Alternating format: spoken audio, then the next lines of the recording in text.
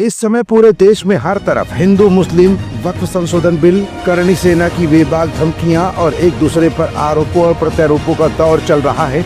ऐसे में कभी समाजवादी पार्टी के राज्यसभा सांसद रामविलास सुमन राज्यसभा में बड़ा बयान देकर पूरे देश की राजनीति को घुमा कर रख देते हैं, तो कभी उनके जवाब में करणी सेना आगरा जाकर हुंकार भरती दिख जाती है। कभी अखिलेश यादव को जान से मारने की धमकियां मिलती हैं, तो कभी समाजवादी पार्टी करणी सेना को योगी सरकार की ट्रूपर सेना करार देते दिख रही है।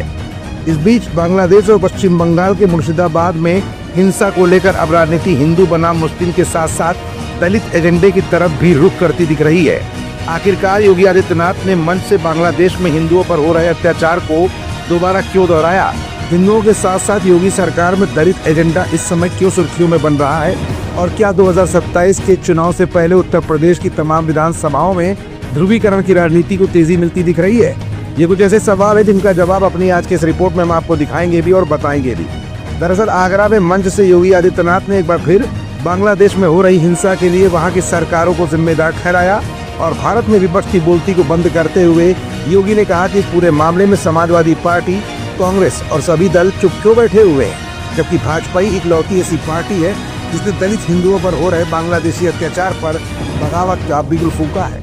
आपने बांग्लादेश के पर हुए अत्याचार को देखा होगा।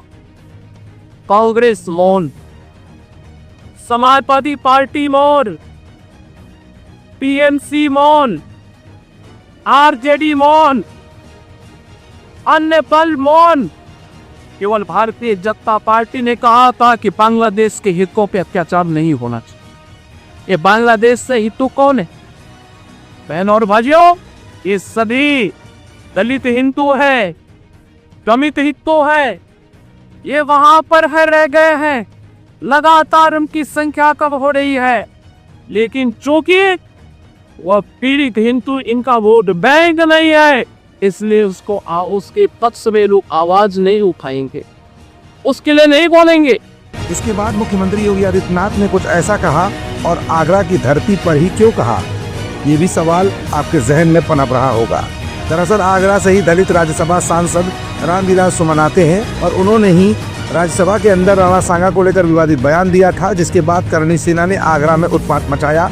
ऐसे में आगरा की धरती से बाबा भीमराव अंबेडकर के आदर्शों का हवाला देते हुए योगी आदित्यनाथ ने कुछ ऐसी बातें कही जो दलितों के पक्ष में होती दिखाई दी।